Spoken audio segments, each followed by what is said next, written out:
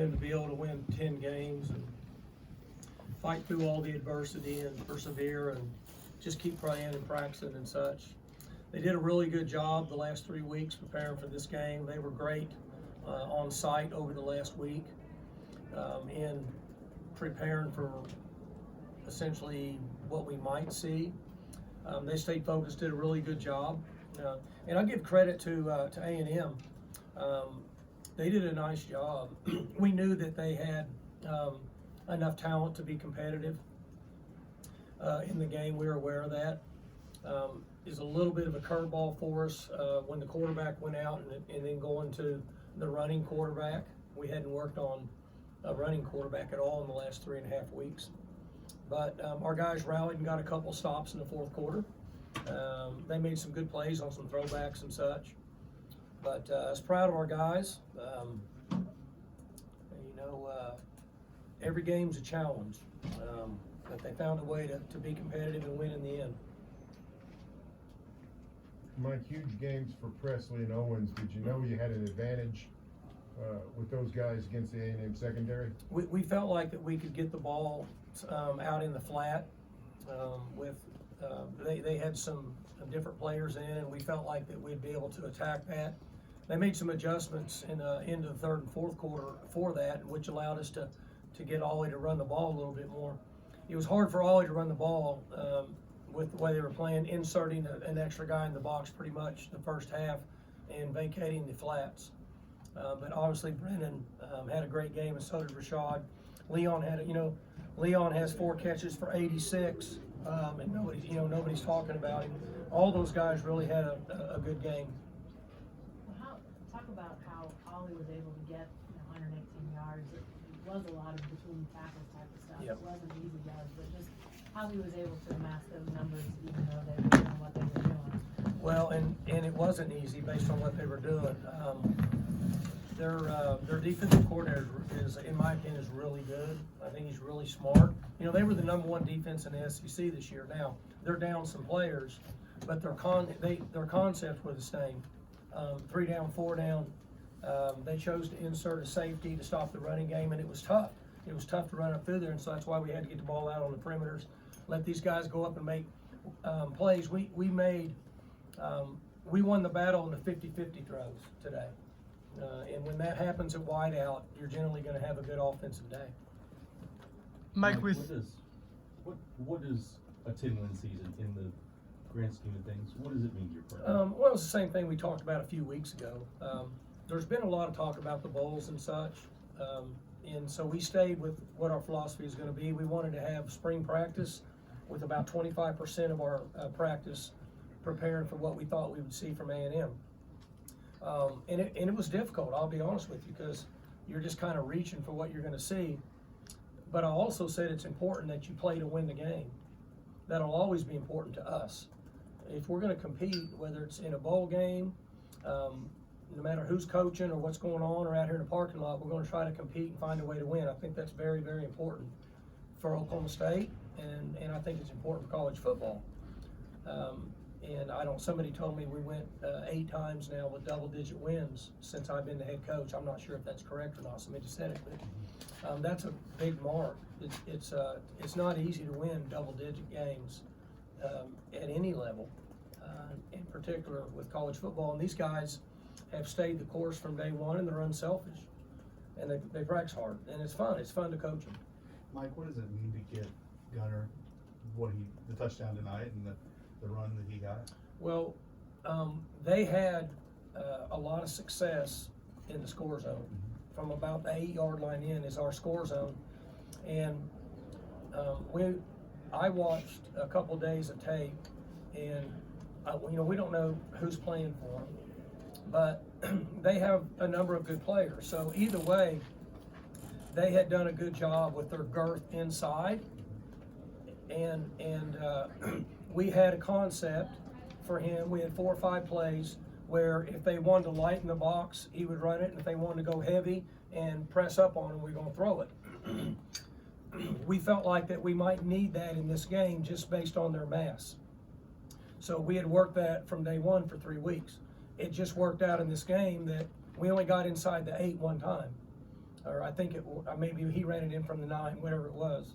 The other scores we had were from way out or from the 1-yard line when we wanted to go turbo and plunge it in with Ollie.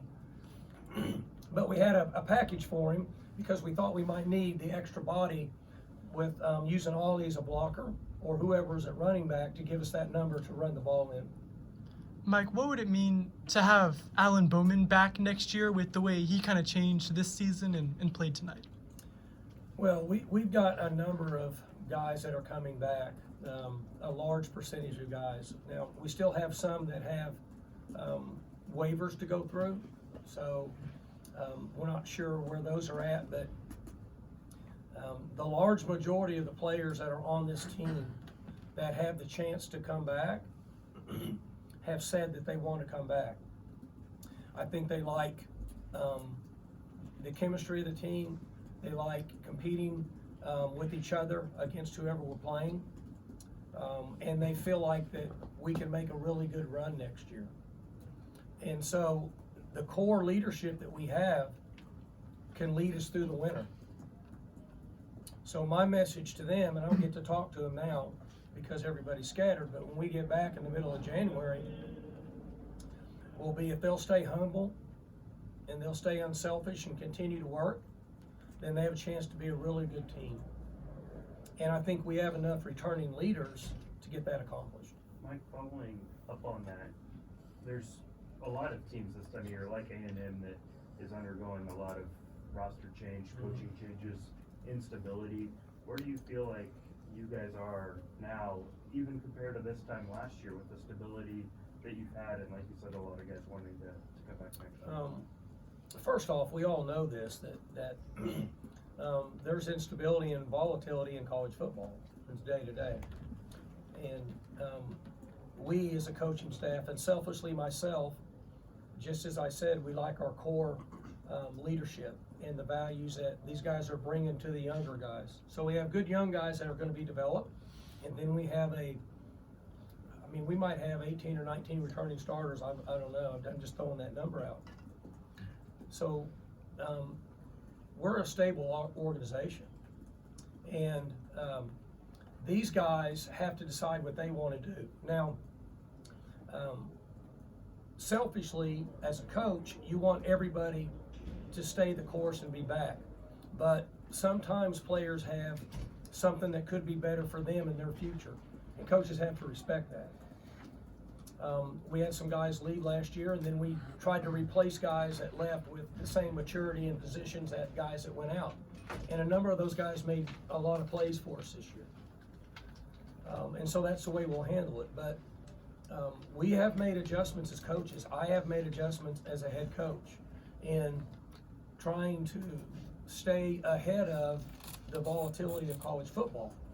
And the one thing that we can do as coaches is take care of our players, be upfront and honest with them, and continue with discipline, structure, and accountability and loyalty. And then they make the decision on what they want to do. They play the games, we don't play the games. Rashad, can you? This will be the last couple of questions for Coach, then we'll kind of move from the Okay. athletes. Well, let's go back to you then, Mike. You get the ball back, they cut it to 1-score game with 5 minutes left. Right. And Allen had thrown a couple of picks in the Right. second half. And yet, to move the ball, run the clock, you went back to the air. What was behind that decision? They were, they're crashing the gaps, they're coming inside, and they had one and a half extra people in the box. And so, it's a math, football is math, it's a numbers game. We have to trust that we can throw and catch. And there were times last year and early this year that we just tried to force it in there and beat our heads against the wall, and didn't work out for us. So we looked at it as an offensive staff and said, if they're going to do that, there's a difference between one extra guy and trying to run away from him. But when there's a man and a half and even 2 extra guys, you have to throw the ball, because we knew we needed 3 first downs, because they had all their timeouts. So we needed 3 first downs. So my conversation with them is we have to play football and try to use the clock and force them to use their timeouts. And then when there was 4 minutes left, I told the defense, I said, if for some reason we have to punt and they get the ball back, we're ahead by 8 points. So we need to be in an all blitz mode, and we need to roll the dice. And if they score, they score. They got to go for 2 just to tie. We're still going to go to overtime anyway. So we need to force our hand defensively and attack them and see if they can make a play in an all-out blitz mode and try to set them behind the chains. Because at that time, they were going to have maybe 1 timeout after we got that first down. So that was our plan from about that 3:40 mark moving forward. The original question, why did we do it? We felt like we have to trust our guys. We got to throw and catch. Like you talked about 50-50 balls earlier. Mhm. A big piece of that was Rashad. Mhm. Talk about what he meant, not just tonight, but since you moved him into the starting lineup when you had to. Well, I've said this, over the last 9 or 10 games is we've had a few guys on our team that started out down in the depth chart, and they worked their way up, and then they took over when we needed them, and they played at a really, really high level. And he's one of them. And continue to make plays. You guys have seen him make plays over the last 2 months of the season, and we trust him. And he and Leon did a great job of going up and getting 50-50 balls in this game.